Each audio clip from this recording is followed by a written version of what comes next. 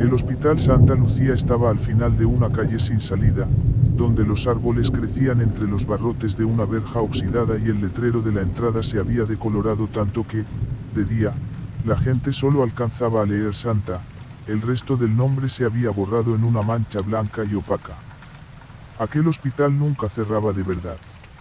Durante el día seguía salvando vidas porque en la ciudad siempre faltaban camas. Pero por la noche cambiaba de turno, como si un cuerpo viejo y exhausto se cubriera con otra piel y empezara a respirar con un ritmo distinto. Los fluorescentes allí nunca brillaban del todo.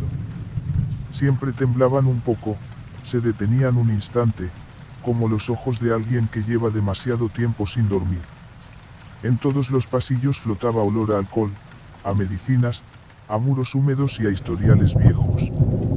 Pero después de medianoche, todos esos olores familiares parecían retirarse para dejar sitio a otras cosas, el olor glacial del lejía, el olor a tela de almohada vieja secada sin sol, el ligero olor metálico de una moneda en la boca, el olor a tinta fresca sobre papel, el olor tibio de un altavoz que lleva años tumbando, y también un aroma dulzón y demasiado suave, un aroma que no hacía más que invitar a sentarse y dejar de resistirse. Yo empecé a hacer guardias en Santa Lucía al final de mi tercer año de trabajo. Donde faltara personal, ahí me mandaban. En los hospitales viejos siempre es igual, nadie te pregunta si encajas, solo miran el cuadrante y meten tu nombre donde haya un hueco. Al principio creía que lo más aterrador de un hospital eran los familiares llorando, los pacientes que no llegaban a salvarse, el monitor que de pronto dibuja una línea recta. Más tarde entendí que no. Lo más aterrador era lo que el hospital retenía después de cada guardia, una queja tragada a la fuerza, un informe reescrito, una persona empujada a cargar sola con una culpa colectiva, una frase como mejor dejarlo así dicha con tanta ligereza que todos podían seguir sintiéndose inocentes. Todo empezó con faltas mínimas. Una veta de agua con lejía que se prolongaba hasta el final del ala oeste. Una almohada vieja que nadie reclamaba y que, aún así, aparecía todas las noches. Varios tubos de extracción desaparecidos del inventario, justo del tipo que más se necesitaba. Pulseras de pacientes que de pronto aparecían en otro sitio. Un chirrido procedente del antiguo pabellón de aislamiento que hacía doler hasta la mandíbula. Una niebla dulzona que volvía a toda una planta más lenta, como si caminara dentro de un sueño. Y, por último, un nombre borrado del cuadrante de guardias hacía 7 años, un nombre que regresó justo en el día que nadie quería recordar. La primera noche en que de verdad presté atención, encontré una frase escrita con tinta azul en el cuaderno de relevo, con una caligrafía pequeña, uniforme, limpia, como trazada con regla. Si hueles lejía más fuerte de lo normal, no vayas hacia el final del ala oeste. Sonreí con desdén. Pensé que era una broma para asustar a los nuevos. A la 1 de la madrugada, el montacargas del fondo del pasillo dejó escapar un tintineo muy tenue. Las puertas se abrieron y no salió nadie. Solo una corriente de aire helado, cargada de olor a desinfectante, me golpeó el rostro y me hizo parpadear. Y, al fondo del ala oeste, donde se suponía que nadie debía entrar desde hacía años, vi una silueta de uniforme blanco inclinada sobre el suelo, fregando las baldosas con movimientos tan exactos que daban miedo. Esa fue la primera noche de Clara. Clara era la mejor enfermera del área quirúrgica. Antes de que todo empezara a torcerse, todo el mundo en el hospital decía lo mismo. Nunca movía un instrumento de más, cambiaba vendajes con una limpieza que tranquilizaba solo con verla, y cuando daba instrucciones a los pacientes lo hacía en voz baja, clara, sin una palabra sobrante. En un hospital viejo como Santa Lucía, alguien así valía más que una máquina nueva. Pero luego Clara empezó a cambiar a través de una costumbre que, al principio, parecía inofensiva, volvía a limpiar todo. Primero los pomos de las puertas. Luego las mesas de acero. Después los bordes de las cortinas. Más tarde las barras del pasillo, las ruedas de las camillas, los botones del ascensor, las tapas de los cubos, los respaldos de las sillas, el cristal de la ventanilla de farmacia. Limpiaba de nuevo incluso aquello que ya acababa de desinfectarse. Cuando se quedaba sin paños estériles, usaba algodón. Si no quedaba algodón, usaba gasas. Y si no había gasas, cogía servilletas de los familiares y las empapaba de lejía. Aquella noche me habían mandado al bloque quirúrgico antiguo porque faltaba gente en reanimación. Sobre las 12:30 vi a Clara ante el armario del material, cambiándose el tercer par de guantes en 10 minutos. Tenía el rostro inclinado hacia una mancha que yo, por más que entrecerraba los ojos, no lograba ver. ¿Sigue sucio?, le pregunté. Clara no levantó la cabeza enseguida. Primero se miró las manos, como si comprobara si llevaba algo adherido a la piel, y solo entonces contestó. La suciedad no está en la superficie. ¿Entonces dónde? En la pared. En las rendijas. En las manos de la gente también. Lo dijo con una serenidad tal que no supe si reírme o seguir preguntando. Pero en ese mismo momento el olor a lejía se intensificó. No era el olor corriente de una limpieza cualquiera. Era frío y agresivo, como si quisiera barrer incluso el aire. La seguí un rato porque temía que echara demasiado producto y acabara irritando a los pacientes. La vi empujar su carro por el ala oeste y pulverizar en el suelo una línea recta. Sin curvas, sin cortes. Una raya continua que iba desde el armario del material hasta la puerta metálica del fondo del pasillo, donde colgaba un cartel que decía antigua sala de esterilización fuera de servicio. Un celador pasó por allí y, sin darse cuenta, pisó la línea. Clara se volvió hacia él. No con ira ni con enfado. Lo miró como si acabara de tocar con las manos sucias una mortaja. Luego se agachó y volvió a limpiar exactamente ese tramo, lenta y minuciosamente, hasta ponerme la piel de gallina. Un médico joven, agotado y de mal humor, levantó la voz. Clara, ya basta. Nadie está mirando el suelo. Clara se enderezó. El fluorescente parpadeó una vez. En aquel instante, su sombra se proyectó más larga de lo normal, como si hubiera otra sombra justo pegada a su espalda. Pero eso sí nos está mirando a nosotros, dijo. Nadie respondió. En un hospital hay frases que la gente elige dejar pasar porque, si las toma en serio, siente un frío en la nuca. Cerca de las 2 de la mañana oí correr agua en la zona de lavado. Entré y vi a Clara restregándose las manos hasta enrojecérselas. El agua blanca de espuma corría por el lavabo. En el espejo viejo, su rostro aparecía cortado por la luz en franjas de claridad y sombra. Para, te estás haciendo daño, le dije. Clara me miró a través del espejo. Tenía la mirada cansada, pero no era una mirada cuerda del todo. ¿Ya lo hueles?, preguntó. ¿Huele qué? El olor de lo que no acepta limpiarse. Estuve a punto de bromear para aliviar el ambiente, pero en ese instante el extractor del techo soltó un chirrido. No fue fuerte. Solo lo bastante agudo como para parecerse a unas uñas rozando metal. Clara cerró los ojos un segundo y volvió a abrirlos. Se mete por las grietas de la pared, susurró. Si no lo detengo, por la mañana llenará todo el pasillo. Acto seguido empujó el carro directamente hacia el final del ala oeste. La seguí. Pero delante de la puerta de la antigua sala de esterilización se volvió y, por primera vez, me miró de frente. Tenía los ojos más abiertos de lo normal. No por rabia, sino por una clase de súplica desesperada.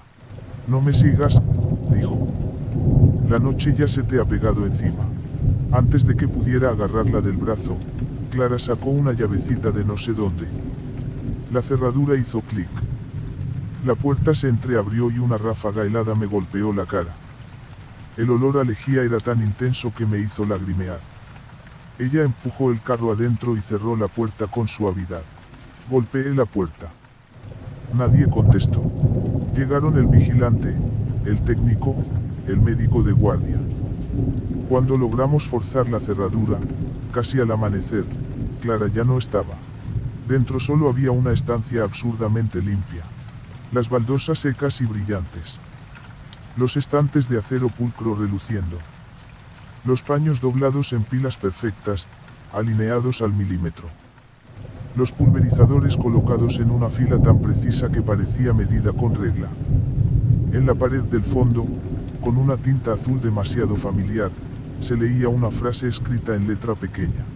Si algo sigue sucio, nadie está a salvo. Desde aquella noche, exactamente a las 3 de la madrugada, el ala oeste empezó a llenarse sin falta de un olor a lejía. Bastaba con que alguien dejara caer una gota de medicación, una mancha de café o la huella embarrada de un zapato, para que a la mañana siguiente ese punto apareciera impecable, atravesado por una línea recta de limpieza perfecta, como si alguien hubiese pasado durante la noche a corregir el fallo. La gente dejó de mencionar el nombre de Clara. Los hospitales saben olvidar a los suyos con una rapidez espantosa. Y luego vino Inés. Inés nunca había sido el tipo de persona que llamara la atención. Era pequeña, de hombros estrechos, hablaba poco y caminaba con una ligereza tal que muchas veces solo sabías que había pasado por detrás de ti por el roce de su uniforme. Lo que la hacía inolvidable eran los ojos. Inés parecía vivir después de otro insomnio, con los ojos demasiado abiertos, demasiado secos, como alguien que temiera que, si parpadeaba apenas un segundo, se perdería algo que no debía oír.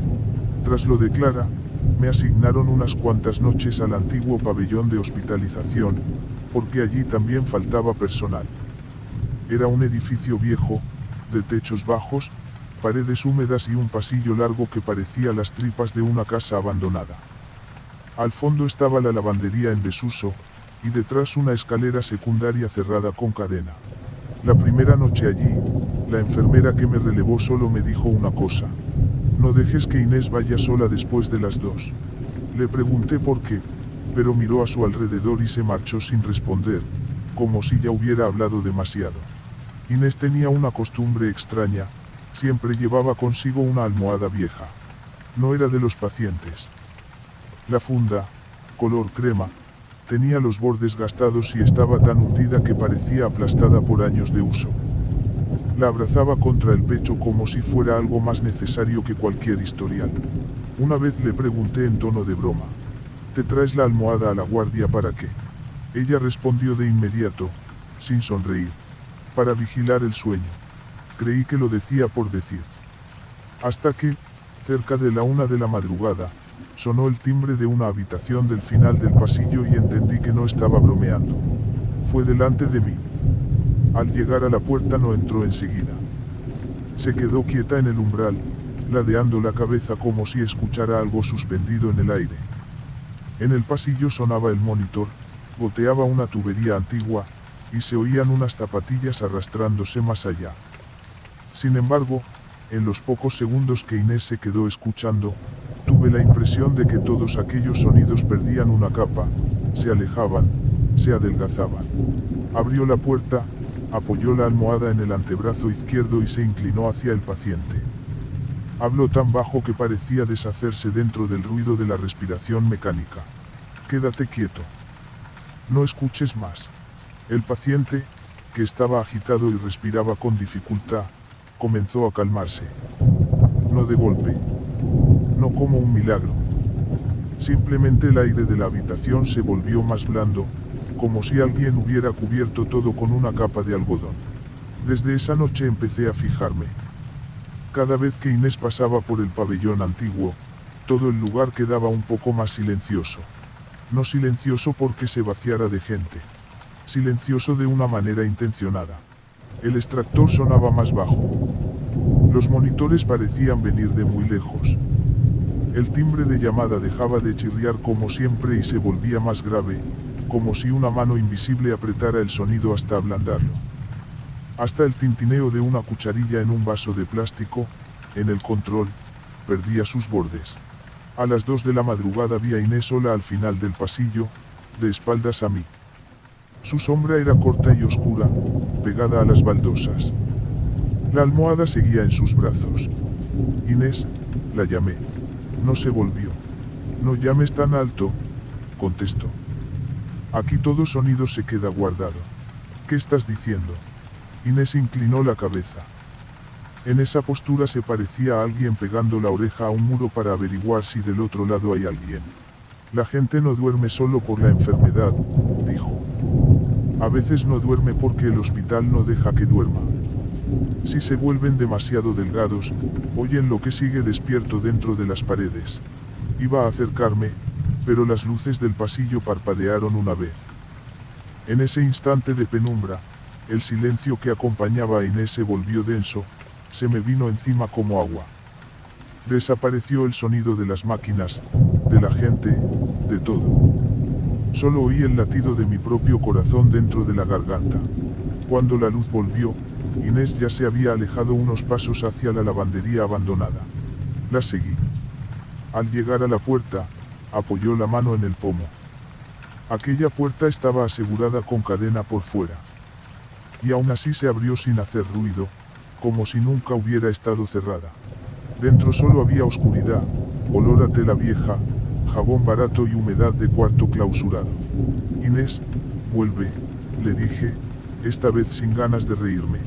Ella se volvió. Por primera vez vi en sus ojos algo distinto al cansancio, una forma de alivio que daba miedo. Si hay suficiente silencio, dijo, dejará de llamar a nadie. Y entró. La puerta se cerró. Corrí y tiré del pomo. No se movió. Cuando el vigilante cortó la cadena, casi a las 3, Inés ya no estaba.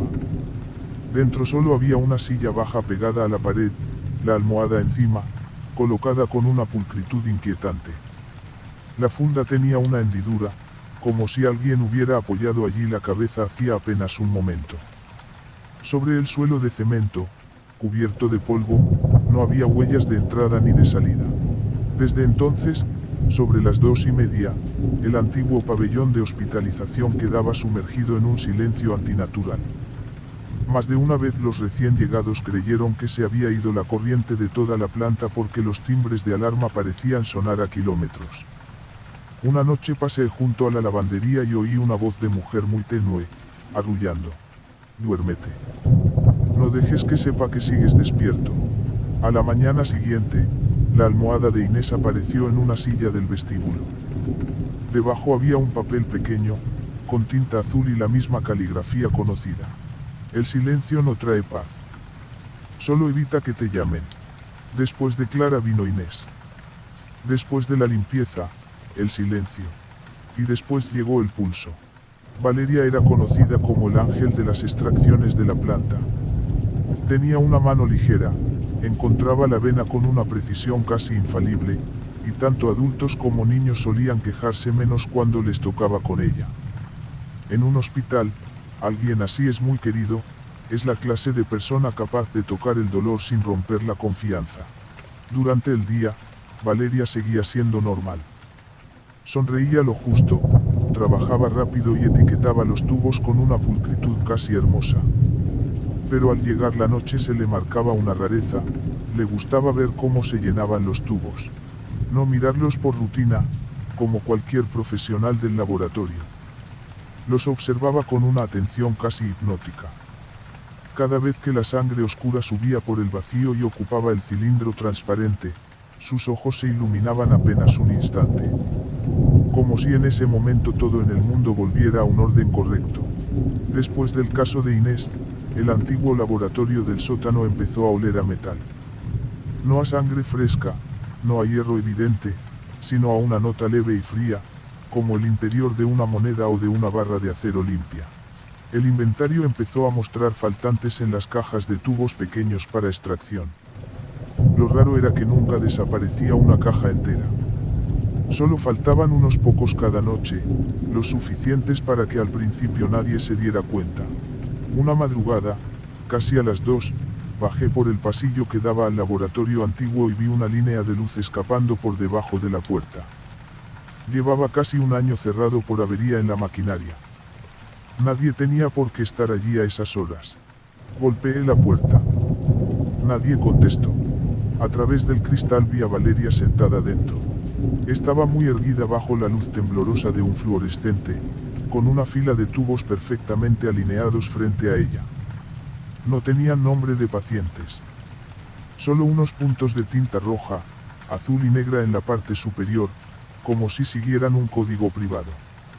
A su derecha había un cuaderno fino abierto lleno de curvas curvas repetidas, similares a trazos de un electrocardiograma. Empujé la puerta y entré. El olor metálico se hizo más intenso de inmediato. ¿Qué haces aquí?, pregunté.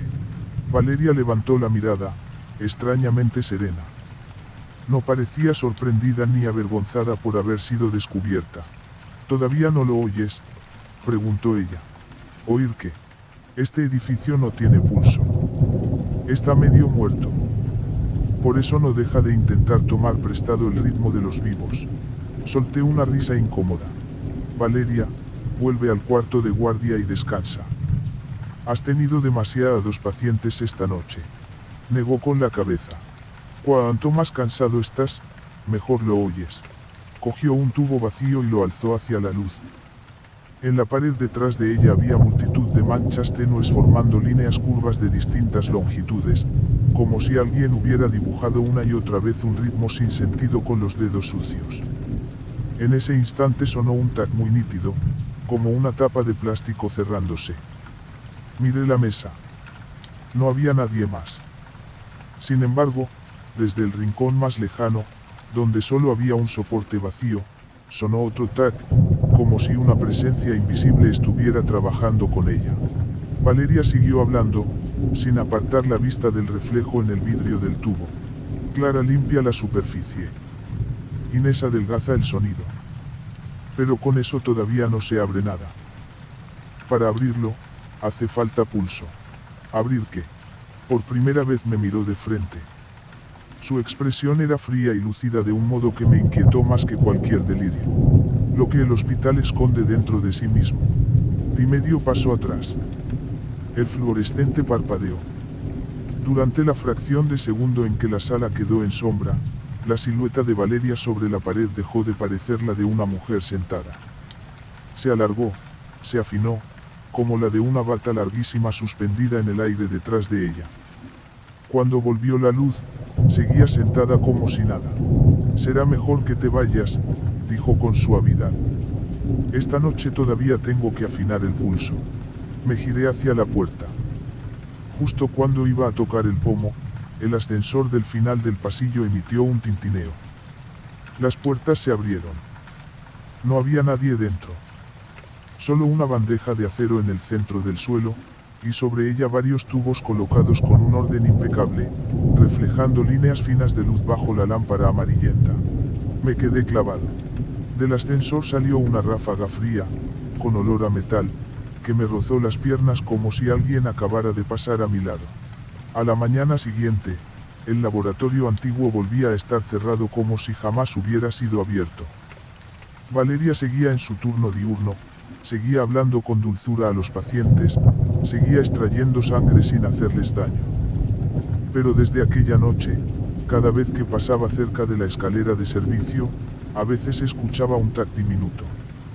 Los monitores de varias habitaciones cercanas también empezaron a acelerarse y ralentizarse a la vez, como si todo el edificio estuviera funcionando con un solo latido compartido. Y en la pared exterior del antiguo laboratorio, bajo la pintura nueva, se adivinaban a contraluz tres palabras difíciles de ver si uno no inclinaba la cabeza bajo la lámpara. Hace falta pulso. Limpieza. Silencio. Pulso. Las tres cosas empezaron a caminar juntas dentro de mi cabeza. Y Alba trajo la cuarta. Alba había sido la coordinadora del área quirúrgica. Nadie en el hospital se atrevía a cuestionar su trabajo.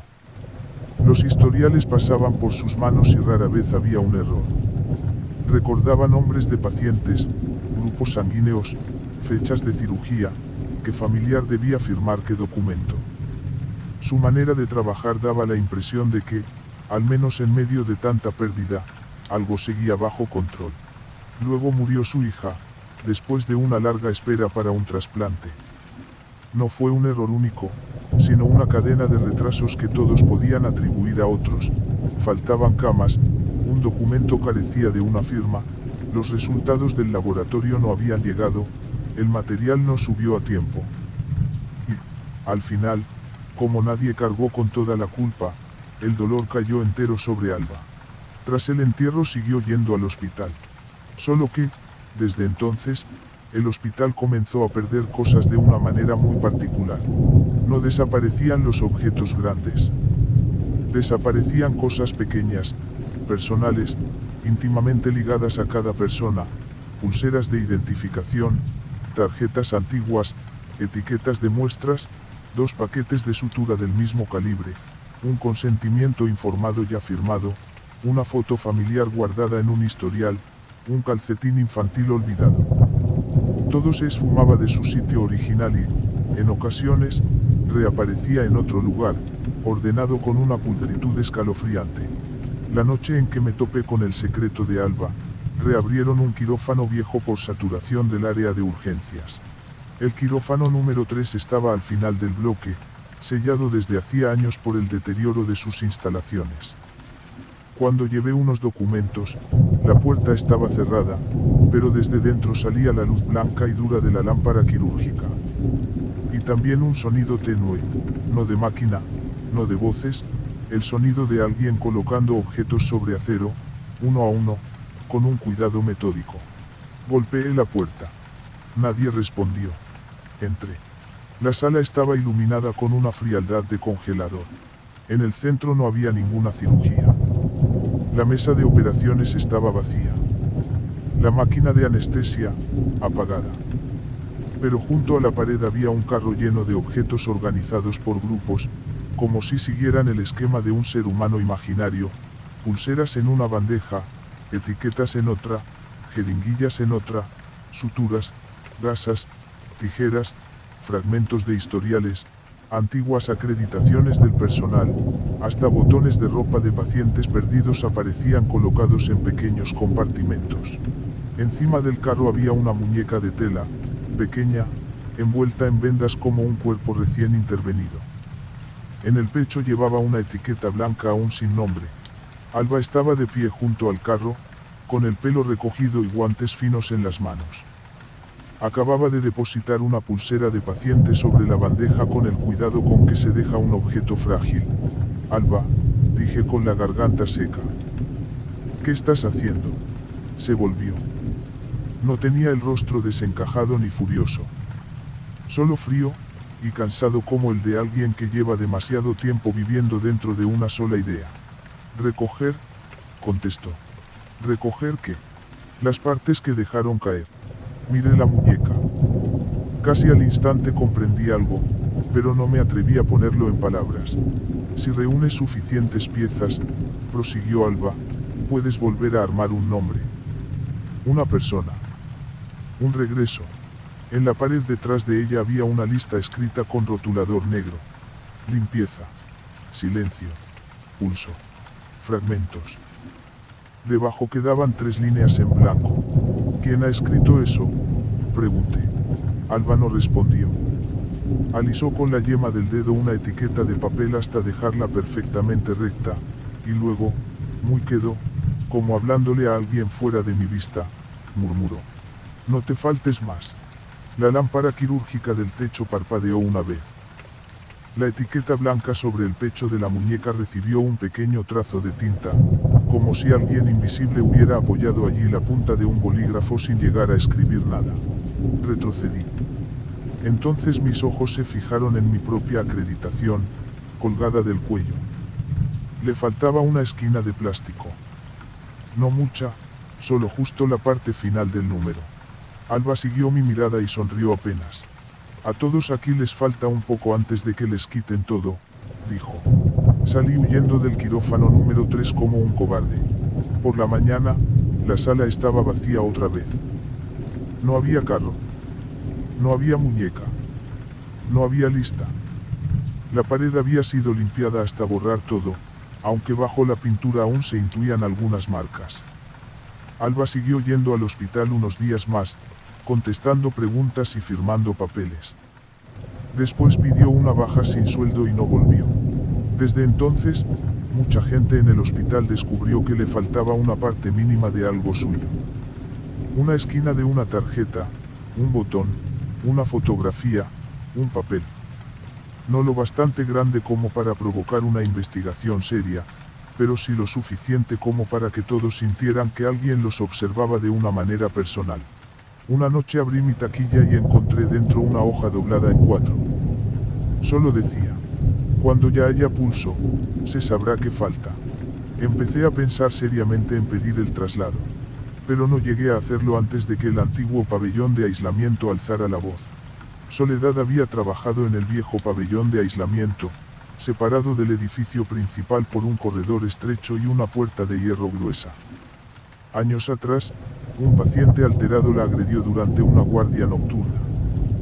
Quienes estaban de turno aquella noche contaron que Soledad había pedido ayuda durante mucho tiempo. Se oyeron golpes, muebles chocando, sus puños contra la puerta, sus llamadas desesperadas. A la mañana siguiente, el incidente quedó reducido a un informe breve. Se habló de no dar importancia al asunto, de no manchar la reputación del centro, de responsabilidades no claras, del estado mental del paciente. Y alguien pronunció la frase más cruel que cualquiera que haya trabajado en salud ha escuchado alguna vez de una forma u otra: en esta profesión hay que aguantar la presión. Soledad dejó de ir durante una temporada. Después su nombre desapareció del cuadrante. La primera noche en que empezó el chirrido, yo estaba sentado en el control de la unidad de cuidados intermedios. Al principio era solo un tono finísimo, agudo y constante, como un cable eléctrico al borde de la rotura. Pero no entraba por los oídos de manera normal. Se metía en los dientes, en los huesos de la mandíbula, detrás de los ojos, y provocaba un mal humor instantáneo. Cuanto más te acercabas al antiguo aislamiento, más fuerte se volvía. Me mandaron a acompañar el traslado de un paciente porque no quedaban habitaciones libres. En cuanto crucé la puerta de hierro sentí un escalofrío en la nuca. El pasillo que conectaba con esa zona era largo, desnudo, débilmente iluminado, con puertas cerradas a ambos lados como bocas de cajas. El aire allí parecía haberse quedado retenido durante años. Apenas dejé el historial sobre la mesa, noté una respiración justo detrás de mi hombro. Me volví. No había nadie. Solo el cristal esmerilado de la puerta de la habitación de enfrente. Y, detrás de aquel vidrio, una sombra de mujer de pie muy cerca, con el pelo recogido y los hombros delgados. El rostro no era más que una mancha más oscura que el resto. El tono agudo se clavó más hondo. Intenté usar el valquier. Solo devolvía estática. Entonces una voz de mujer habló desde muy cerca, aunque yo no podía determinar desde dónde. Aquel día llamé y me pidieron que no alterara las cosas. No fue un grito. No fue una amenaza escandalosa. Fue una voz narrando, con una frialdad que me atravesó los huesos. Corrí hacia la puerta de hierro. Cerrada.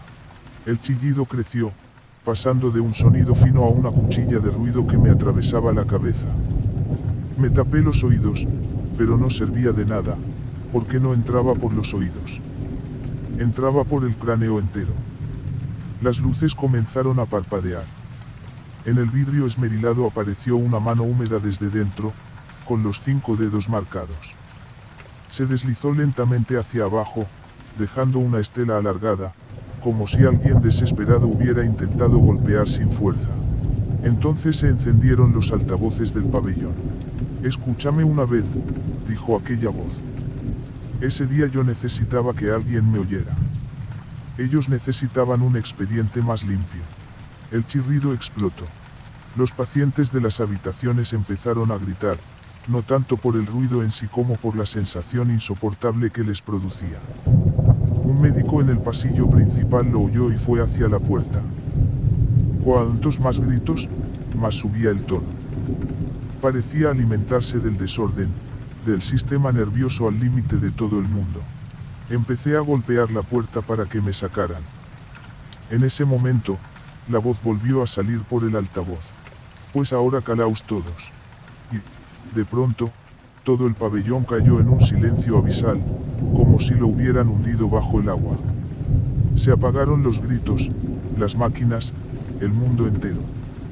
Solo permanecía el latido desbocado de mi propio corazón y la sensación de estar siendo obligado a guardar silencio hasta asfixiarme.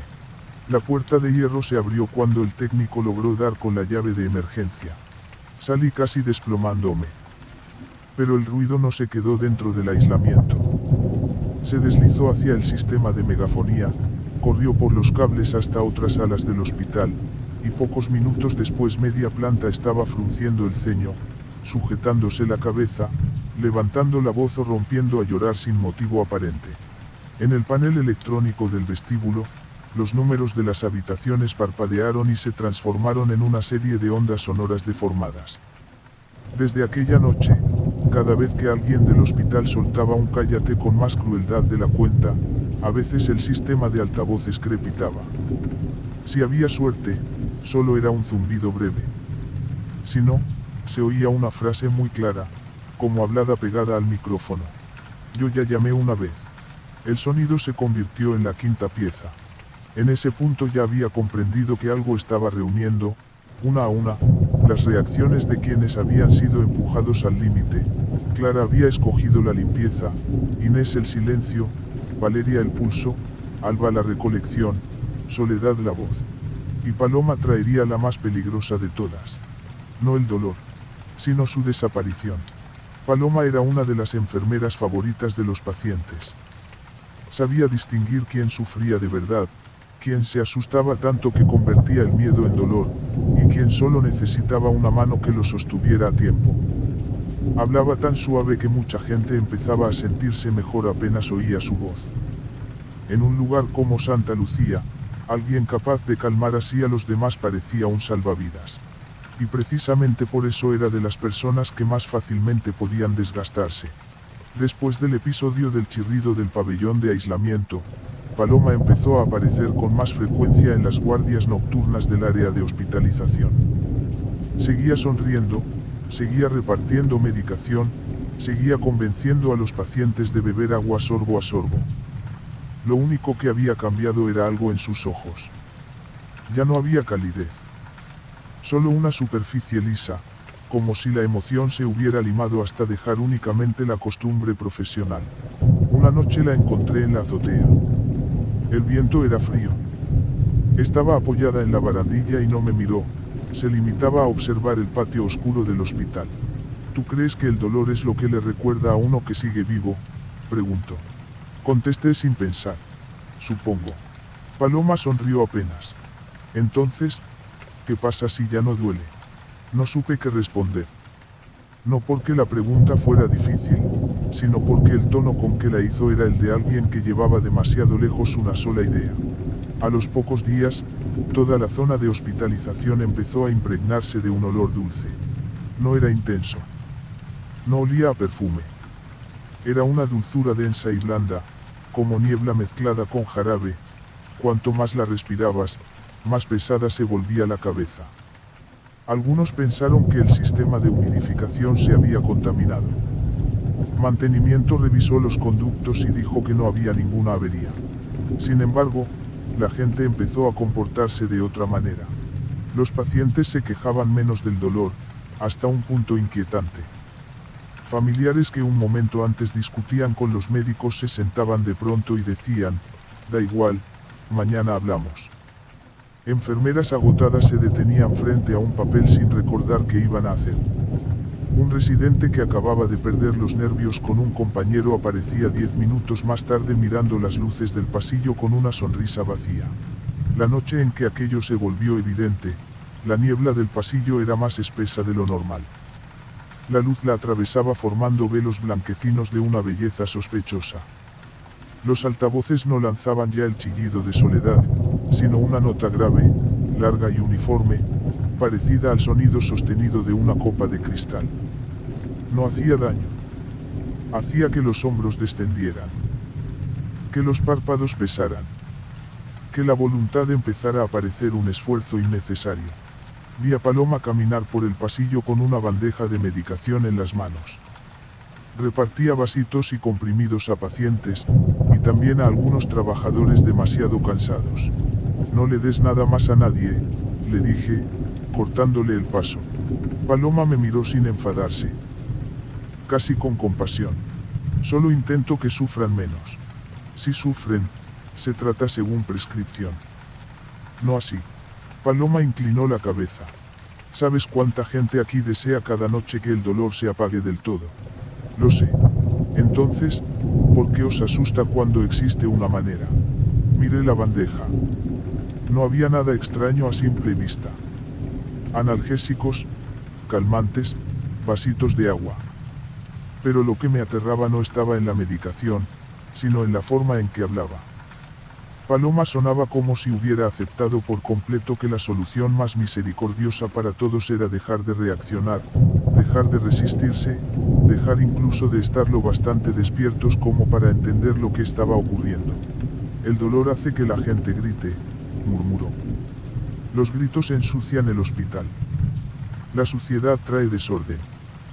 El desorden hace que todos acaben hiriéndose. Si todo fuera suave, nadie heriría a nadie. Al decir eso, me llegó otra vez el olor a lejía del fondo del ala. Oí el tac del plástico en la escalera. Sentí una franja de silencio rozándome las orejas.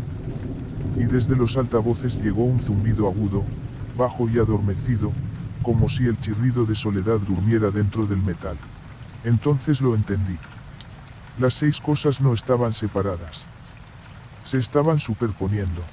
Una auxiliar pasó junto a nosotros y se dejó caer en el suelo sonriendo, como si la gravedad hubiera dejado de importarle. Un familiar se quedó inmóvil en mitad del pasillo, con los ojos húmedos, sin saber por qué lloraba. Un médico soltó la carpeta y quedó mirando al vacío, como si de pronto todas las decisiones del mundo hubieran perdido sentido. No le des nada más a nadie, grité. Paloma me sostuvo la mirada. Su voz seguía siendo suave, pero ahora cortaba como una cuchilla envuelta en algodón. Te equivocas. Se lo llevan tomando desde el momento en que deciden quedarse aquí y convencerse de que aún aguantan. Subí corriendo a mantenimiento para cortar el viejo sistema de humidificación. En la escalera encontré un papel pegado a la pared, con la misma tinta azul de siempre. No pidas alivio demasiado pronto. El hospital se llevará también lo que pesa. Cuando volví a la azotea, Paloma ya estaba de pie sobre el borde elevado de la barandilla, con los brazos abiertos al viento como si quisiera abrazar todo el cansancio que respiraba abajo. No era la postura de alguien dispuesto a caer. Era la postura de una sacerdotisa bendiciendo. ¿Tú no estás cansado?, preguntó. Y sí, lo estaba. Cansado hasta el punto de casi asentir. Esa honestidad fue lo que más miedo me dio. Porque si bastaba con estar cansado para abrir la puerta, entonces Santa Lucía nunca había carecido de llaves. Al amanecer, la niebla dulce se disipó. La gente fue despertando como de un sueño colectivo. Nadie recordaba con claridad dónde había estado, qué había dicho, qué había dejado sin hacer. El hospital registró aquello como una incidencia técnica del sistema de humidificación que causó malestar. Nada más. Pero en el cuaderno de relevo de la noche siguiente había una línea nueva. No confundas el alivio con la salvación. Las 6 piezas ya estaban reunidas. Supe entonces que lo último llegaría en el peor momento posible. Y llegó en el 7º aniversario de la caída de Elena. El nombre de Elena había sido retirado del cuadrante con tanta rapidez que muchos de los recién llegados ya ni siquiera sabían que aquella enfermera había trabajado alguna vez en Santa Lucía. Yo solo había oído retazos. Hacía 7 años hubo una complicación grave tras una cirugía. La prensa nunca se enteró. La familia no alcanzó a montar escándalo. La dirección hizo una reunión cerrada. Había que colocar el peso de la culpa sobre una sola persona para evitar que todo lo demás se viniera abajo. Elena fue esa persona. Nadie dijo abiertamente la culparon injustamente. En los hospitales casi nunca se usan palabras tan limpias. Se habla de delimitar responsabilidades, de asumir errores, de estabilizar la situación. Después de aquella reunión, Elena dejó de trabajar allí. Luego murió. Unos decían que se había quitado la vida. Otros que se había marchado a otra ciudad. Otros que había muerto por una sobredosis de pastillas. Nadie sabía nada con certeza. Y tampoco importó demasiado, porque todo ya estaba doblado y guardado dentro de un expediente. La noche en que se cumplieron 7 años llovía de una manera fina y constante. La lluvia convertía el patio del hospital en una lámina negra y brillante. Entré de guardia sintiendo ya que algo iba mal. El panel electrónico del vestíbulo parpadeaba con horarios erróneos. Los ascensores tintineaban sin motivo.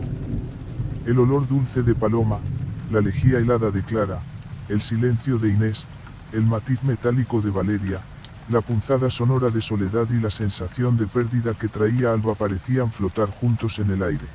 Sobre el mostrador del control de enfermería estaba abierto el cuaderno de relevo por una página en blanco.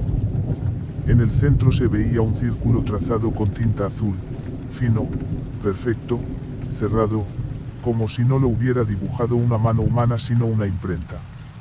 Alrededor del círculo había 7 marcas pequeñas, equidistantes, como posiciones reservadas para personas de pie. Debajo solo podía leerse una línea. Próxima guardia, guión bajo, guión bajo, guión bajo, guión bajo, guión bajo, guión bajo. Iba a llamar a alguien para enseñárselo cuando el sistema de megafonía crepitó muy suavemente. No fue un chirrido. No fue la nota grave. Solo el sonido del micrófono al encenderse, como si unos labios se acercaran a él y respiraran. Entonces una voz de mujer pronunció: Elena.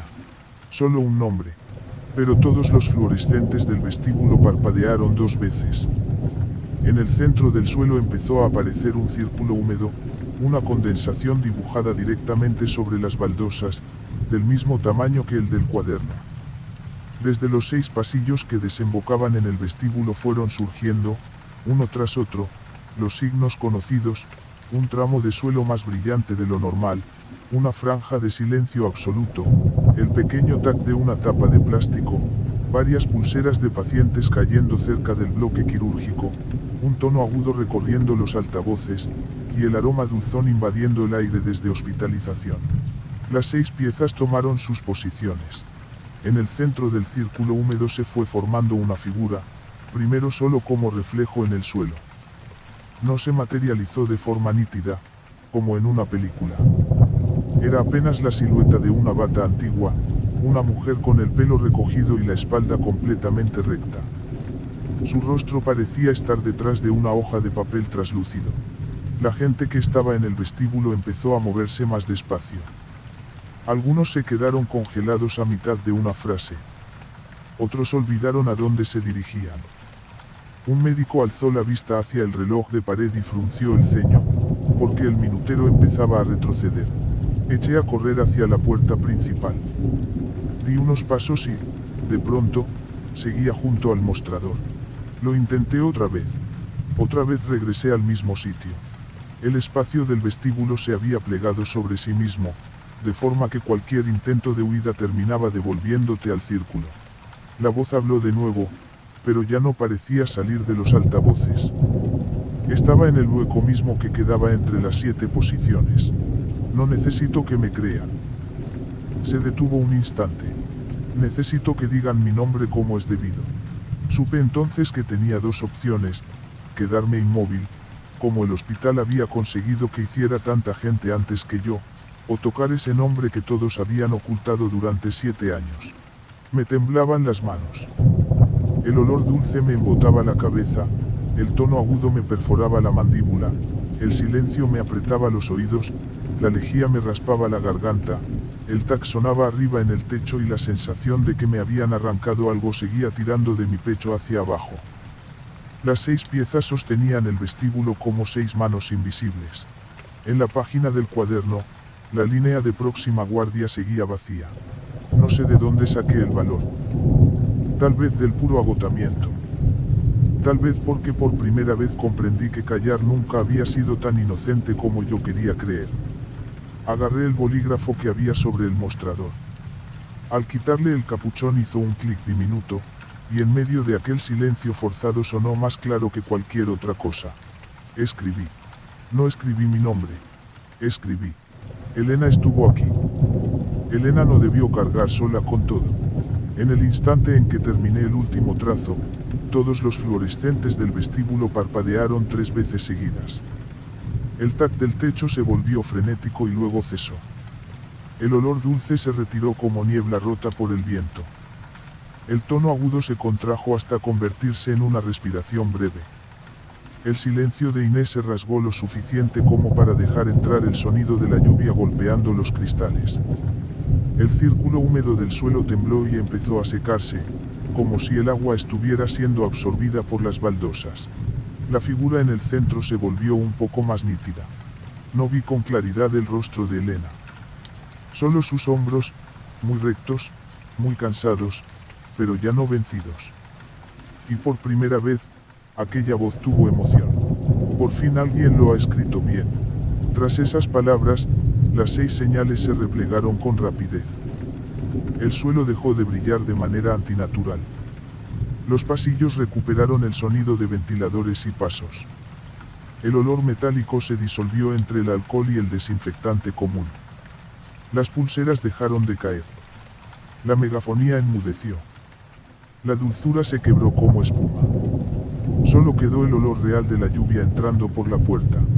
La gente del vestíbulo parpadeó, dio 1 o 2 pasos atrás, como si todos despertaran de un mismo mareo sin comprender por qué estaban allí. Yo me dejé caer en una silla del control, todavía con el bolígrafo en la mano. Cuando levanté la cabeza, la tinta ya se había secado. La frase que había escrito seguía allí. Pero debajo había aparecido otra, con la misma letra azul, fina y uniforme. No obliguéis a nadie a callar para que este lugar parezca tranquilo. A la mañana siguiente, la dirección del hospital lo explicó con una frase habitual: incidencia eléctrica y reacción psicológica colectiva tras una serie de guardias extenuantes. Algunos lo creyeron. Otros fingieron creerlo. En los hospitales, a veces la fe importa menos que la capacidad de seguir trabajando. Yo, en cambio, ya sabía que Santa Lucía no estaba embrujado por fantasmas en el sentido habitual. Estaba embrujado por aquello que los vivos se hacían unos a otros y luego doblaban para que pareciera plano. Clara no se rompió por una simple obsesión con la limpieza. La encerraron en un lugar donde la obligaron a limpiar una y otra vez cosas que no estaban sobre el suelo. Inés no dejó de dormir porque tuviera la mente débil.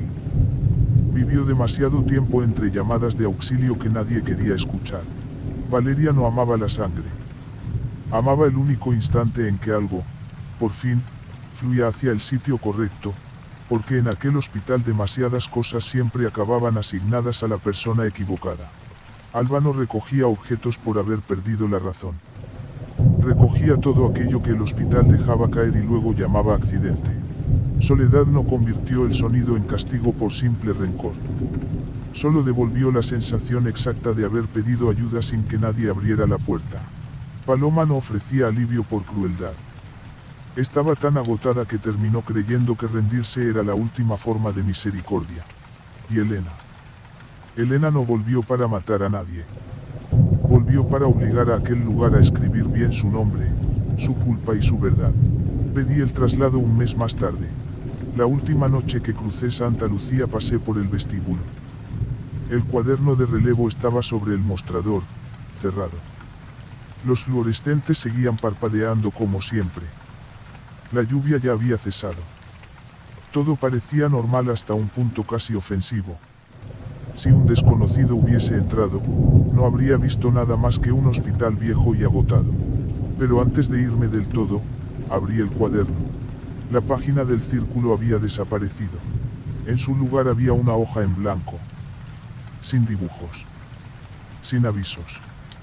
Solo una frase, en tinta azul y letra pequeña. Toda guardia empieza con un hueco. No dejes que el silencio firme antes que tú. Cerré el cuaderno y me fui.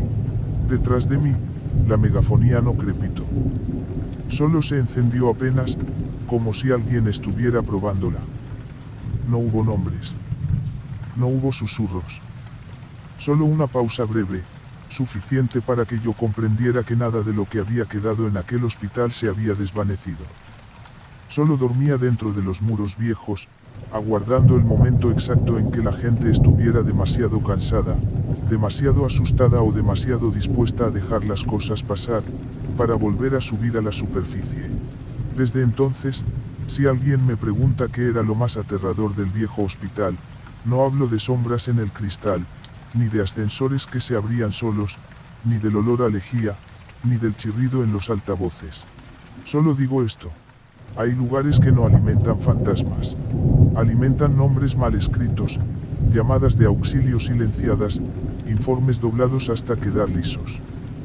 Y una noche, ese mismo lugar se abrirá, desplegará una a una todas esas hojas, y obligará a quienes siguen vivos a leer por fin todo aquello que prefirieron callar.